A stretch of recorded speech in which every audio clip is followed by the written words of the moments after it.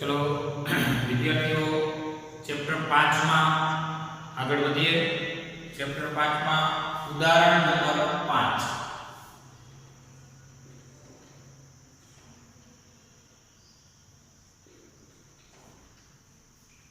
तमने आकृति में ओ बिंदुए मुकेली एक नानी चुंबकीय सोय P दर्शावेली है।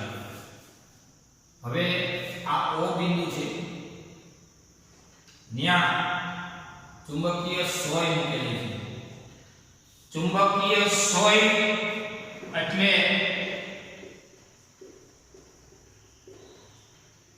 એટલે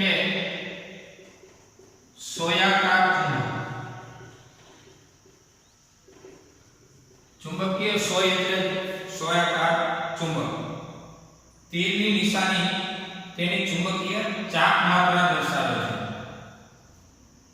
तीरनी निशानी चाक मात्रा એટલે કે m વેક્ટરની દિશા બતાવે છે। આ तीरनी નિશાની અહીંયા આ ચુંબક એવો છે કે જ્યાં तीरनी નિશાની એ ચાક માત્રા m વેક્ટર બતાવે છે।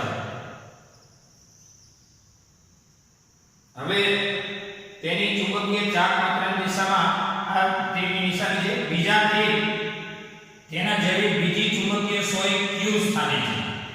q ના જુદાના સ્થાન જો q1 q2 આવા અલગ અલગ સ્થાનો છે।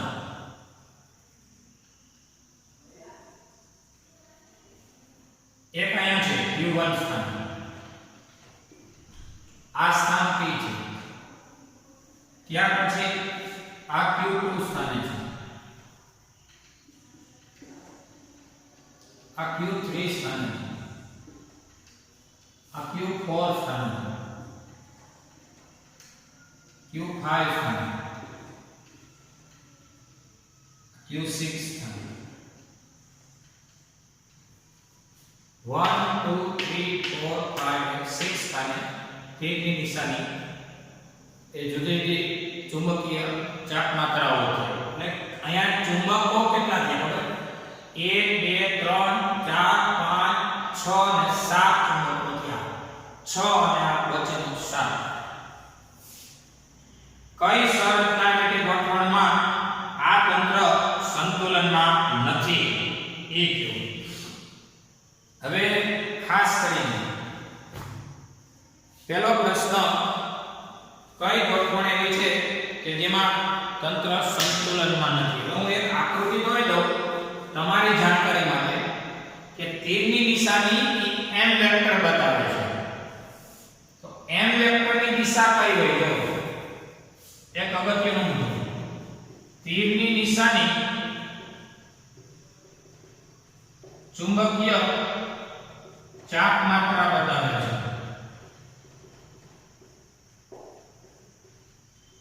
આવો આપણો પ્રશ્ન છે। તો ચાક માત્રા ની દિશા કઈ થાય? તો આપણે જાણીએ છીએ m વેક્ટરની દિશા s થી n તરફ। m વેક્ટરની દિશા s થી n હોય એટલે આપણે અહીંયા આ ચુંબક આવો વિચારો તો s થી n થી અહીંયા એક ચુંબક આપણો આ p પાણીનો આવો વિચારો।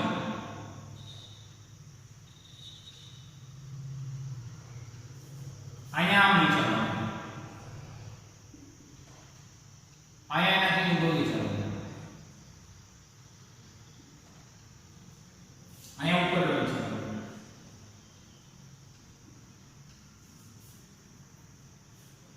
અહીંયા ઊંધો,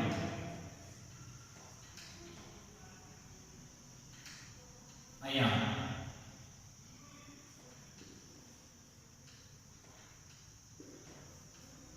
ટૂંકમાં s થી n બાજુ થીટા હોય। રેડી?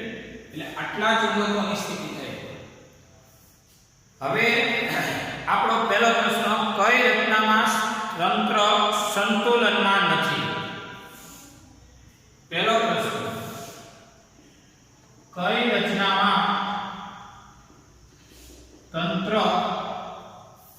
સંતુલનમાં નથી?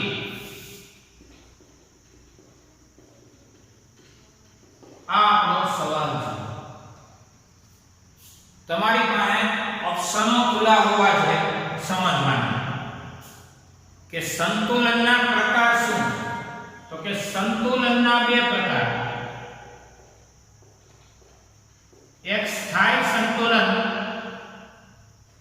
અને બીજો અસ્થાયી સંતુલન. સ્થાયી સંતુલનમાં m વેક્ટર અને b વેક્ટર એક દિશામાં હોય, આ વખતે થીટા 0 હોય.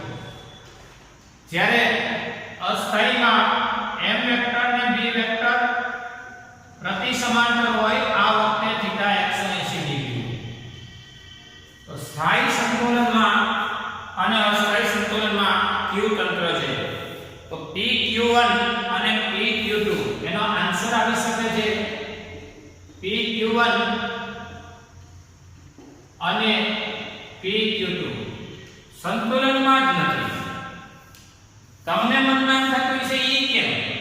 તો યાદ રાખો સંતુલનમાં શું હોવું જોઈએ? તો કે એક ચુંબકનું ચુંબકીય ક્ષેત્રમાં બીજા ચુંબકની મેગ્નેટિક મોમેન્ટ કોઈકના ક્ષેત્રમાં, દાખલા તરીકે અહીંયા આપણો હીરો કોણ છે? તો કે P છે. આ P ના ક્ષેત્રમાં Q1 Q2 Q3 4 5 6 ની અવસ્થાઓ નક્કી કરવાની છે. કોના ક્ષેત્રમાં? P ના ક્ષેત્રમાં. આપણી પાસે કુલ ચુંબકો 7 છે. એમાં એક અલગ રાખો P, તો Q વાળા કેટલા છે? 6 છે.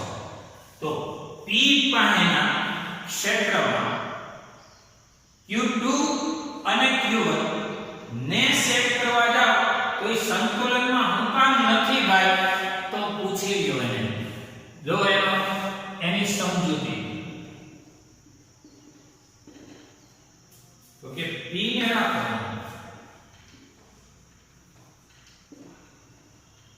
આ P ગયું.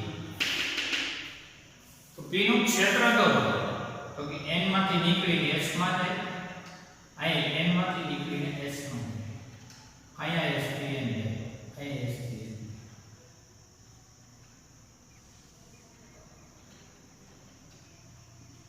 આમ થયું.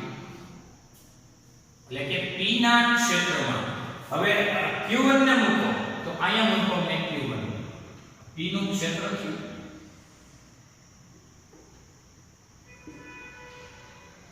એમાં મૂકો Q1. Q1 ની દિશા ચેક કરો, મેગ્નેટિક મોમેન્ટ. આનો B વેક્ટર આનો ગયો,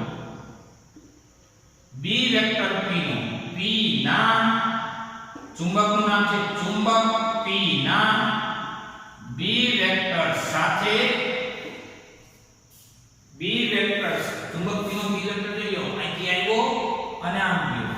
B વેક્ટર સાથે ચુંબક Q1 નો ચુંબક Q1 ની M વેક્ટર ક્યાં છે ભાઈ? આમ છે. કેમ છે? આમ છે. M વેક્ટર 90 ડિગ્રીનો ખૂણો બનાવે છે. તેથી સંતુલનમાં નથી. તેથી P અને Q1 સંતુલનમાં નથી. સંતુલનમાં હોય તો બે ઓપ્શન કે B વેક્ટર ને M વેક્ટર એક દિશામાં થવા જોઈએ અથવા B વેક્ટર ને M વેક્ટર એકબીજાની વિરુદ્ધ દિશામાં થવા જોઈએ. અહીંયા B વેક્ટર અને M વેક્ટર 90 નો ખૂણો બનાવે એટલે સંતુલન દર્શાવતું નથી. હવે બીજો મુદ્દો Q2 ને મૂકવા જાવ. Q2 અહીં કોના ક્ષેત્રમાં? P ના ક્ષેત્રમાં. ચુંબક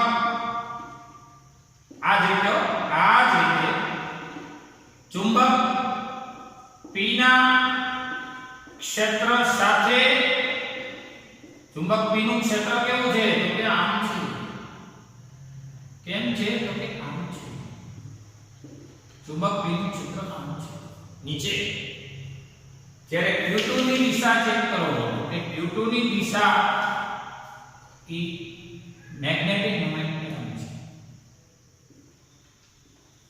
હું આ આકૃતિ દોરું છું આ Q1 છે ચેક કરજો આ Q1 છે આવડા તો કે Q2 છે આવડા તો કે P છે P ના ક્ષેત્રમાં Q1 ને મૂકો તો M વેક્ટર અને B વેક્ટર વચ્ચેનો ખૂણો 90 નો થયો સંતુલનમાં નથી ભાઈ સંતુલનમાં બે વચ્ચેનો થીટા 0 હોવો જોઈએ કા 180 હોવો જોઈએ એટલે સંતુલનના બે પ્રકારમાંથી એકાદો સિલેક્ટ થાય કા સમાંતર ને કા પ્રતિ સમાંતર હોય અહીંયા ચુંબક P ના B વેક્ટર સાથે હલો P નું આ B વેક્ટર સાથે ચુંબક Q2 ની M વેક્ટર જોજો આનો B વેક્ટર આમ છે આનો M વેક્ટર આમ છે કેટલાનો ખૂણો બનાવે 90 ડિગ્રી નો ખૂણો બનાવે છે તેથી P અને Q2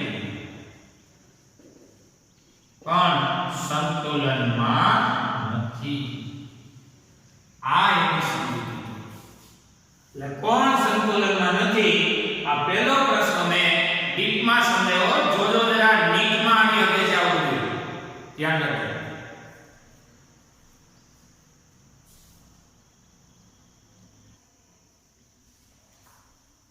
ચલો ડી કઈ સંરચના એટલે કે ગોઠવણમાં તંત્ર પેલું સ્થાયી અને બીજું અસ્થાયી સંતુલનમાં છે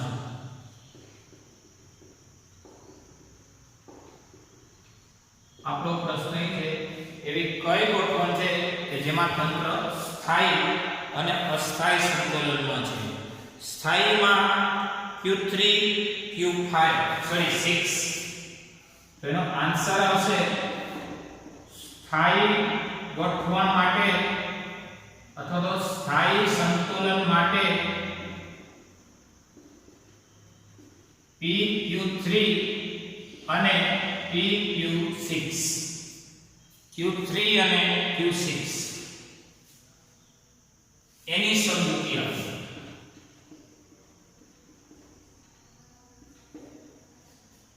ચલો PQ3 આ P પેલા તો મને સ્થાયી સમજાવો કે સ્થાયી એટલે M વેક્ટર અને B વેક્ટર વચ્ચેનો થીટા 0 હોવો તો P અને Q3 આ P છે અને આ Q3 છે જેને વિચિત્ર કહે થીટા 0 હોવો જોઈએ કોની વચ્ચેનો M વેક્ટર અને B વેક્ટર નો તો દોરી દો આ P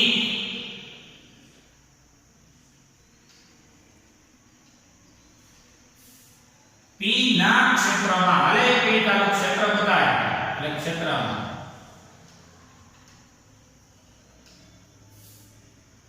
એમાં Q3 ને મૂકો Q3 એટલે અહીંયા આવ્યો એને મૂકો અહીંયા કોને મૂકો Q3 કેના ક્ષેત્રમાં મૂકો P ના ક્ષેત્રમાં ચુંબક P ના ચુંબકીય ક્ષેત્ર B વેક્ટરમાં અરે તારું B વેક્ટર બતાવો ભાઈ B વેક્ટર આમ છે એમાં Q3 ને મૂકો Q3 અહીં મૂકી દો વ્યોમાં Q3 માં M વેક્ટર જો Q3 નો M વેક્ટર જો નીચે છે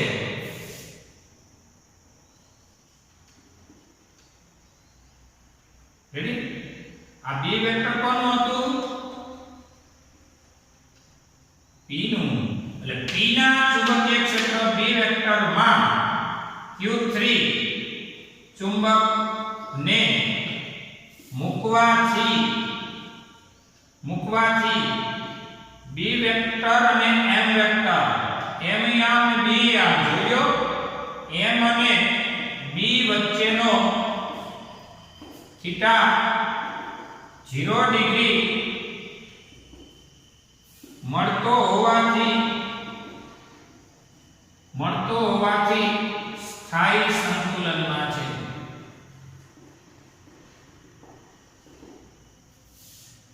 સ્થાયી સંતુલનમાં છે.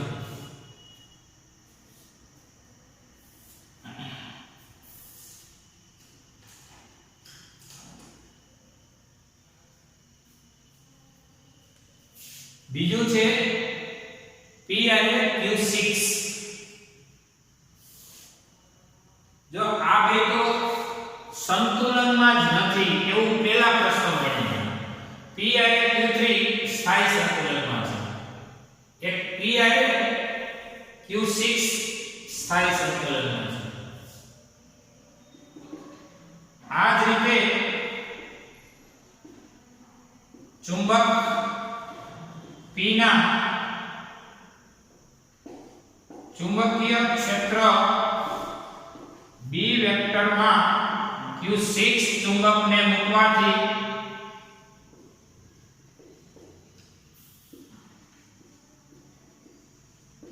M વેક્ટર અને B વેક્ટર વચ્ચેનો થીટા 0 ડિગ્રી થાય. એટલે કે સ્થાયી સંતુલનમાં છે.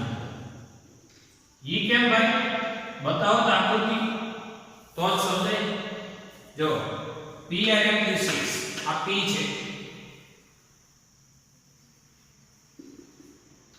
આ P,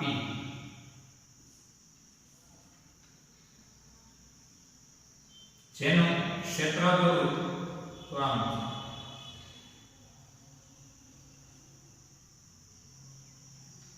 અને Q6. હવે આ બિંદુએ ક્ષેત્ર લો આમ ઉપર આમાંથી નીકળી આમાં છે. અને Q6 નું ક્ષેત્ર જો આની મોમેન્ટ જો મોમેન્ટ તો કે આના આ ક્ષેત્રમાં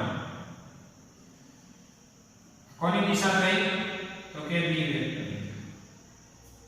આની મોમેન્ટની દિશા જો તો કે આ Q6 થી. એક મિનિટ દેખાય છે જોઈ લો.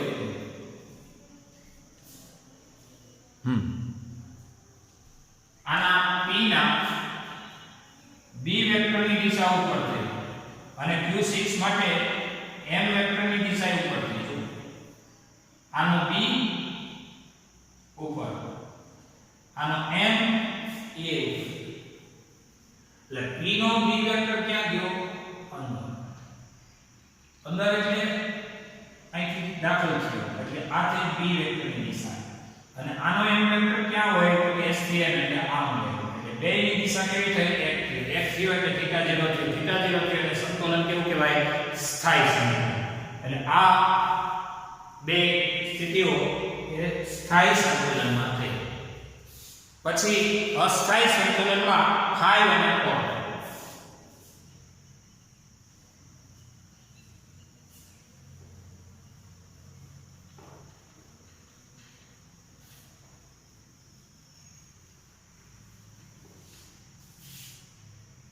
સ્થાયી પૂરી થઈ. હવે અસ્થાયી સંતુલનમાં 5 અને 4. એક 5 બીજું 4.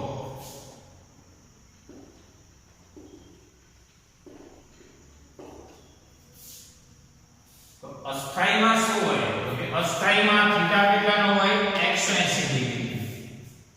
તો P સાથે આપી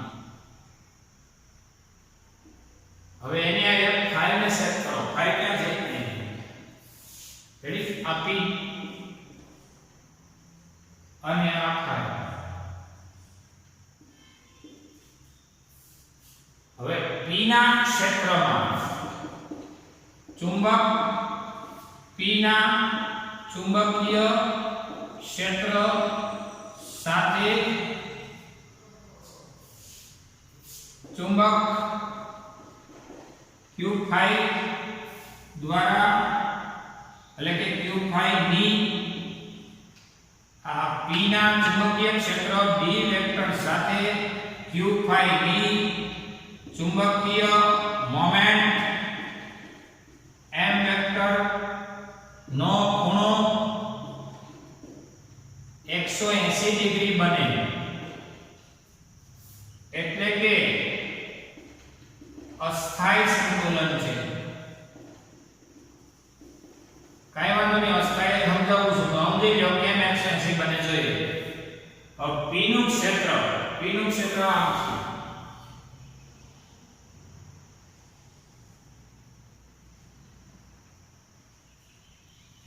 એમાં q phi નું મોમેન્ટ ઉપર છે. આનું ક્ષેત્ર નીચે હોય, આ ક્ષેત્રની દિશા છે. p નું ક્ષેત્ર આને અને q phi ની મોમેન્ટ આને દેખાય છે. q phi ની મોમેન્ટ ક્યાં ગઈ? ઉપર, અને p નું ક્ષેત્ર ક્યાં ગયું? નીચે. થીટા કેટલાનો થયો? 180. 180 એટલે કેવું સંતુલન? અસ્થાયી સંતુલન.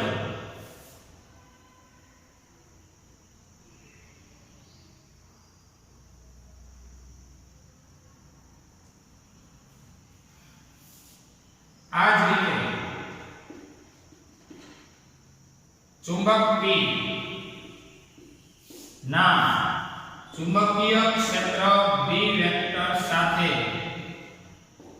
ચુંબક q4 દ્વારા અથવા q4 ની ચુંબકીય મોમેન્ટ m વેક્ટર નો ખૂણો અહીંયા 180 ડિગ્રી બનાવે એટલે કે અસ્થાયી સંતુલનમાં છે.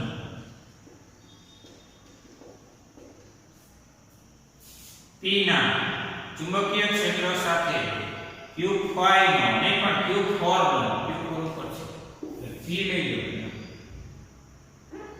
જો આ p એટલે p નું શું લેવાનું? ક્ષેત્ર.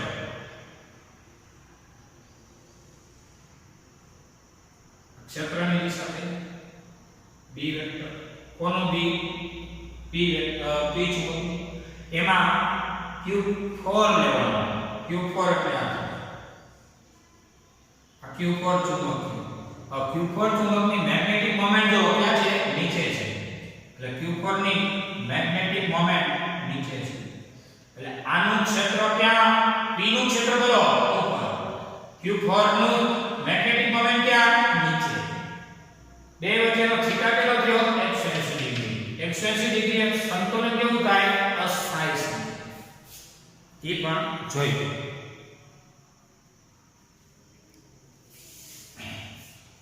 ત્યાર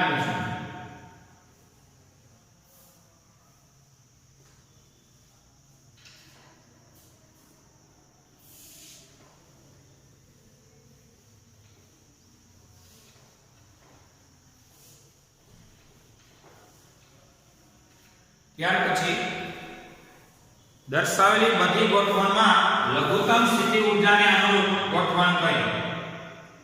હવે લઘુત્તમ સ્થિતિ ઊર્જા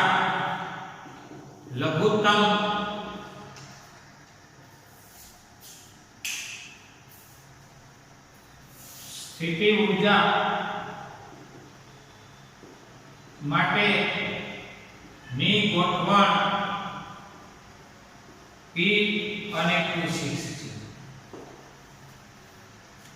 લઘુત્તમ સ્થિતિ ઊર્જા માટેની અનુરૂપ ગોઠવણ p q6 છે. આ p અને q6 તમને મનમાં થતું હોય કે લઘુત્તમ સ્થિતિ ઊર્જા એટલે શું? તો લઘુત્તમ સ્થિતિ ઊર્જાનો મતલબ થાય એનું સ્થાયી સંતુલન. તો સ્થાયી સંતુલનના બે કેસ હતા. pq6 હતું અને pq3 પણ હતું. એટલે pq6 આવે અથવા pq3 પણ આવે. લઘુત્તમ સ્થિતિ ઊર્જા દુનિયાનું કોઈ તંત્ર એની સ્થિતિ ઊર્જા લઘુત્તમ રાખવાનો પ્રયત્ન કરે. લઘુત્તમ સ્થિતિ ઊર્જા એટલે સ્થાયી સંતુલન.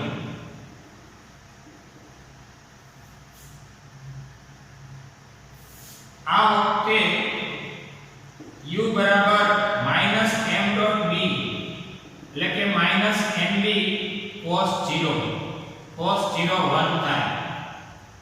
એટલે આ એની લઘુત્તમ સ્થિતિ ઊર્જાની કન્ડિશન થઈ. એટલે એ સ્થિતિ એ Q6 અથવા તો Q3 પણ બોલી શકાય. આ તો તમારો ચુંબકનો દાખલો જોઈ લો.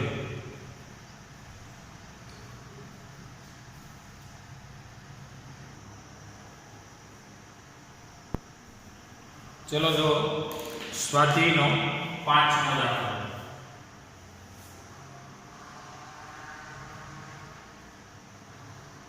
સ્વાધ્યાયનો 5મો.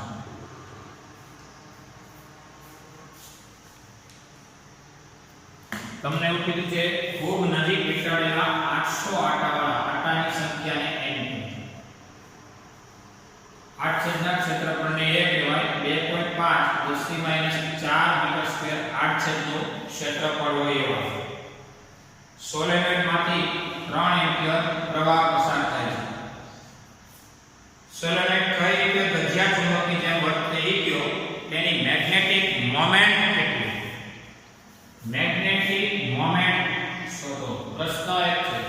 અને બીજો એવો કીધો કે સોલેનોઇડ કઈ રીતે ગજિયા ચુંબકની જેમ વર્તે એ કહો. સોલેનોઇડ કઈ રીતે ગજિયા ચુંબકની જેમ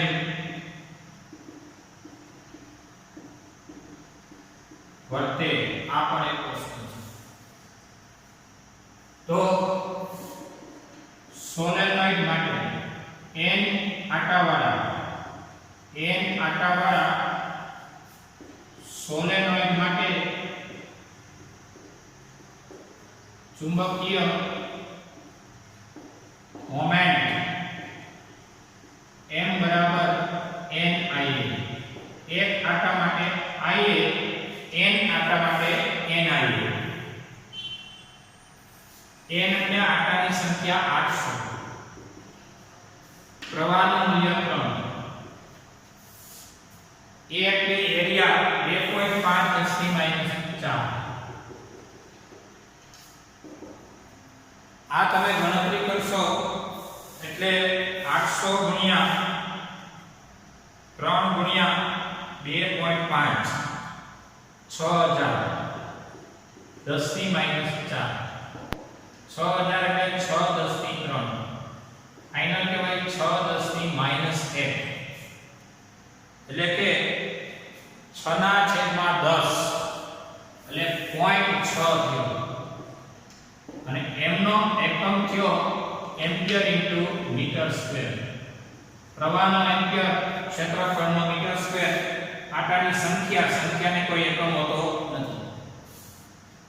સોલેનોઇડ કઈ રીતે ગજિયા ચુંબકની જેમ વર્તે? તો સોલેનોઇડમાં પ્રવાહની દિશામાં આંગળીઓ વીંટાળતા અંગૂઠો જે આવે એ મેગ્નેટિક મોમેન્ટની દિશા છે. સોલેનોઇડમાં પ્રવાહની દિશામાં જમણા હાથના સ્ક્રૂના નિયમની મદદથી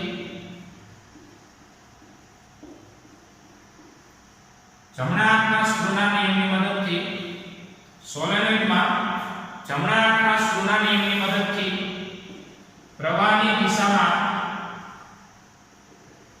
આંગળીઓ વીંટાળતા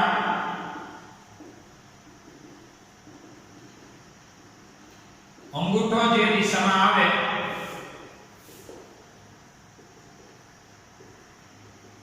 તે દિશા મેગ્નેટિક મોમેન્ટની ગણાય.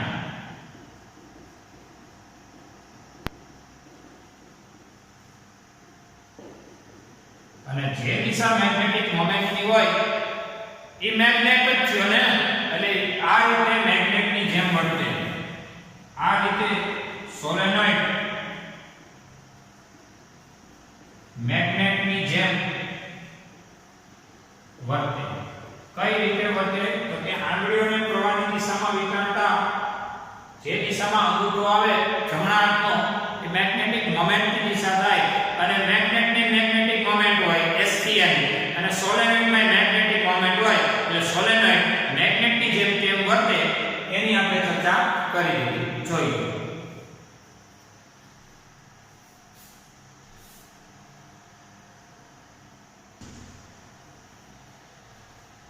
ચલો તો સ્વાધ્યાયનો છઠ્ઠો દાખલો.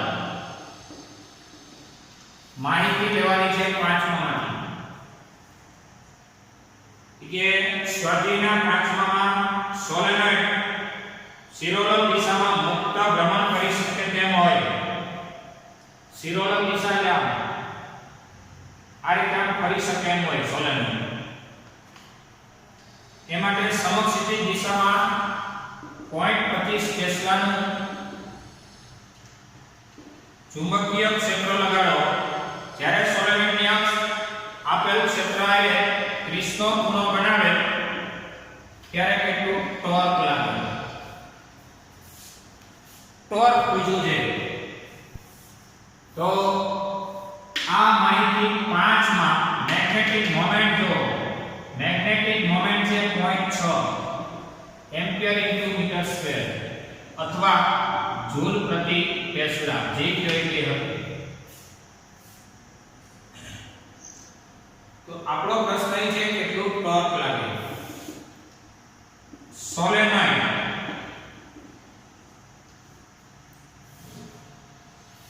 ને બાહ્ય ક્ષેત્રમાં મૂકવાથી સોલેનોઇડ એટલે એક પ્રકારનો ચુંબક જ હો ભાઈ. એટલે ચુંબક સોલેનોઇડ કાઉન્સમાં કહેવાય ચુંબકીય ડાયપોલ. સોલેનોઇડ એટલે પ્રવાહધારી દૂતરું. પ્રવાહધારી દૂતરું હમણાં કીધું હતું મેગ્નેટિક મોમેન્ટ ધરાવે એટલે એ મેગ્નેટ હોય અને મેગ્નેટ જ પોતે. તો આ મેગ્નેટને બાહ્ય ક્ષેત્રમાં મૂકવાથી લાગતું ટોર્ક ટો બરાબર m ક્રોસ b. ટોનું માન એટલે mb sin થીટા. m જાણીતું છે 0.6, b નું મૂલ્ય જાણીતું 0.25 અને થીટા છે 30 ડિગ્રી અને sin 30 નું મૂલ્ય થાય 1/2. તો હવે 0.6 ગુણ્યા 0.25 ના છેદમાં 2 એટલે 0.075 ન્યૂટન ઇન્ટુ મીટરનું ટોર્ક લાગશે. આ થયું ટોર્ક. જોઈએ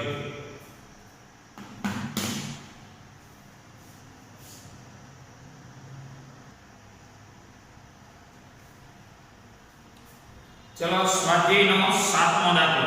મેગ્નેટિક મોમેન્ટ આપેલી છે. સ્વાધ્યાયના 7મા દાખલામાં m બરાબર 1.5 જૂલ પ્રતિ ટેસ્લા. આવો ગતિય ચુંબક નિયમિત ચુંબકીય ક્ષેત્ર આપેલું છે 0.22 ટેસ્લા સાથે એક રેકસ રાખેલો છે. બાહ્ય ટોર્ક દ્વારા કેટલું કાર્ય કરવું પડે કે જેથી મેગ્નેટિક મોમેન્ટ ક્ષેત્રની દિશામાં અને ક્ષેત્રની વિરુદ્ધ દિશામાં ગોઠવાય?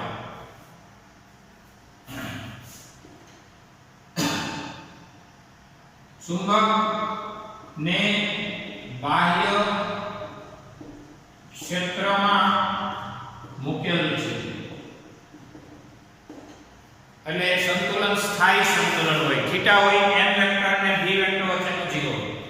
બાહ્ય ટોર્ક વડે એવું કીધું છે કે કેટલું કાર્ય કરવું પડે કે જેથી મેગ્નેટિક મોમેન્ટ ક્ષેત્રની દિશામાં અને ક્ષેત્રની વિરુદ્ધ દિશામાં ગોઠવાય. ચુંબકને બાહ્ય ક્ષેત્રમાં મૂકેલો છે બાહ્ય ટોર્ક વડે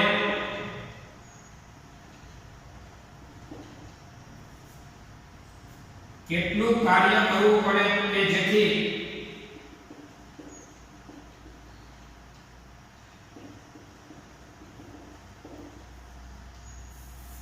આ ચુંબક ક્ષેત્રની દિશામાં ગોઠવાય. આ આપણો સવાલ છે. પછી કેટલું કાર્ય કરવું પડે કે જેથી બીજો સવાલ એ છે કે ક્ષેત્રની વિરુદ્ધ દિશામાં ગોઠવાય. બીજું વિરુદ્ધ દિશામાં ગોઠવાય.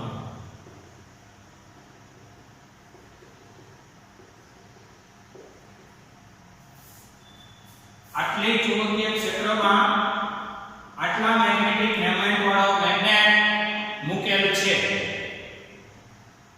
આ મેગ્નેટને બાહ્ય ક્ષેત્રમાં મૂક્યા પછી બાહ્ય ટોર્ક વડે કેટલું કાર્ય કરવું પડે કે જેથી આ ચુંબક ક્ષેત્રની દિશામાં ગોઠવાય. ચુંબકને ક્ષેત્રની દિશામાં ગોઠવવા માટે કરવું પડતું કાર્ય એટલે સ્થિતિ ઊર્જાનો ફેરફાર. તો આ સ્થિતિ ઊર્જાના ફેરફારમાં u બરાબર -m.b ટોર્ક હોય તો m ક્રોસ b એટલે ટોર્ક વડે કાર્ય થાય. જો શબ્દ જો ટોર્ક વડે કાર્ય, આપણે આવું ગણતા કાર્ય એટલે ટો ઇન્ટુ d થીટા. ટોર્ક આવું હતું. આપણે આમાં કાર્ય હતું કે f dx પરથી બળ વિના સૂક્ષ્મ સ્થાનાંતરનું સંકલન એટલે કાર્ય. અને ટોર્ક અને સૂક્ષ્મ કોણીય સ્થાનાંતરનું સંકલન એટલે કાર્ય. ટો નું સૂત્ર તો યાદ કરો m ક્રોસ b એટલે કે mb sin થીટા. ક્રોસ એટલે sin. m અચળ ને b અચળ. m અચળ છે જોયો, b અચળ છે જોયો. sin નું વિકલન cos, sin નું સંકલન માઈનસ cos.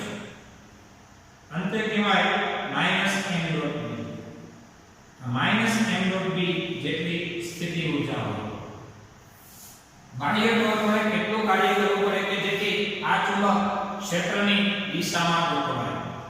તો અહીં કરવું પડતું કાર્ય W એટલે સ્થિતિ ઊર્જાનો ફેરફાર. એમાં ક્ષેત્રની દિશામાં ગોઠવવા માટે ડેલ્ટા U એટલે જ કહેવાશે.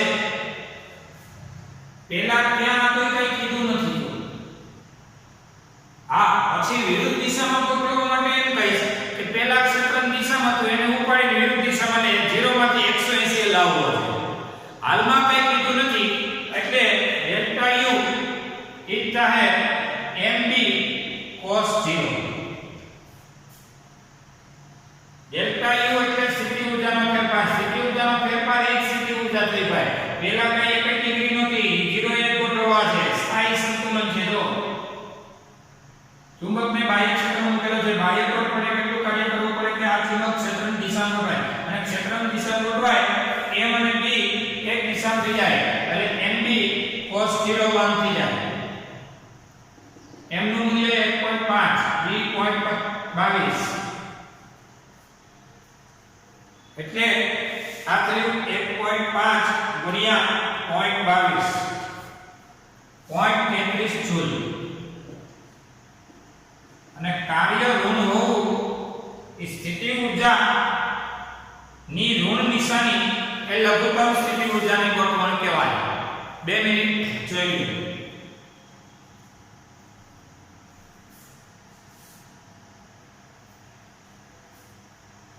આ a નો પહેલો, આ a નો બીજો છે, b ચરણ છે. a નો પહેલો કેટલું કાર્ય કરવું પડે તો કે ટોર્ક વડે કરવું પડતું કાર્ય, જો થતું કાર્ય નથી, ટોર્ક વડે કરવું પડતું કાર્ય 0.31 જૂલ. આ કાર્ય છે. હવે વિરુદ્ધ દિશામાં ગોઠવાય. આ વખતે કરવું પડતું કાર્ય W બરાબર delta U U2 minus U1 U એટલે શું mb cos theta minus mb cos theta. કારણ કે સ્થાયીમાંથી એટલે કે 0 ડિગ્રીમાંથી 180 ડિગ્રી ગોઠવવાનું છે. શરૂઆતનું 0 અંતિમ 180 એટલે mb cos 180 minus 1 minus minus plus mb cos 0 ઓછે ઓછે વત્તા mb અહીંયા mb cos 01 આ થયું 2mb 2 ગુણ્યા મેગ્નેટિક મોમેન્ટ 1.5 ગુણ્યા ચુંબકીય ક્ષેત્ર 0.22 એટલે આના mb ના ડબલ થયા mb 0.33 એના ડબલ એટલે 0.66 જૂલ એટલું કાર્ય કરવું પડે.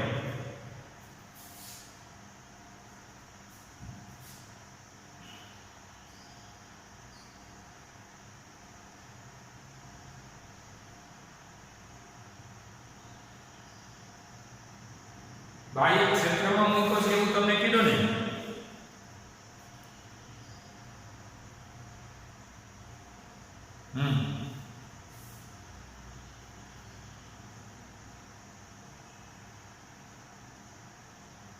બાહ્ય ક્ષેત્રમાં મૂકો પછી ક્ષેત્રની દિશામાં ગોઠવો.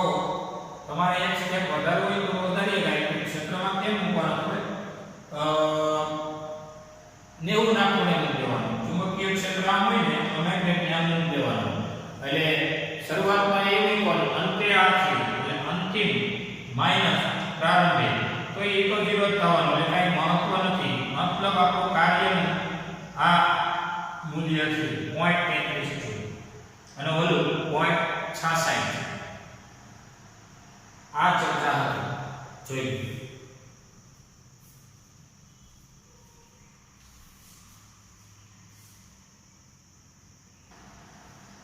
તમને એવું કીધું છે બી માં બંને કિસ્સા માટે તમને ટોર્ક નું મૂલ્ય કીધું છે.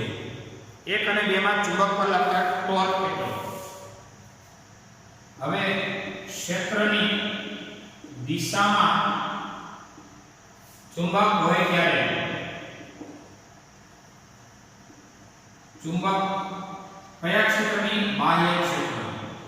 બાહ્ય ક્ષેત્રની દિશામાં ચુંબક હોય ત્યારે ટોર્ક બરાબર m cross b mb sin 0 cross એટલે sin. બાહ્ય ક્ષેત્રની મેગ્નેટિક મોમેન્ટની દિશા sin 0 0 ટોર્ક લાગે નહીં. જ્યારે વિરુદ્ધ દિશામાં હોય ત્યારે આ વખતે ટોર્ક બરાબર m cross b mb sin 180 sin 0 0 થાય sin 180 આપણે જોઈ લો અહીંયા 0 અહીંયા 180 અહીંયા 10 એકમ વર્તુળ આ બાજુ -10 પેલું cos બીજું sin અહીંયા cos અહીંયા sin sin 0 0 sin 180 0 એટલે ટોર્ક લાગે નહીં. બંને વખતે ટોર્ક શૂન્ય. ડેરિવેટિવ્સ નોંધી લો. ડેરિવેટિવ્સ નોંધી લો. સ્વાધ્યાયનો 5મો છઠ્ઠો છઠ્ઠો અને 7મો આ બંને દાખલા ડેરિવેટિવ્સ. રેડી? અહીંયા આપણો લેક્ચર પૂરો થાય છે. જોઈ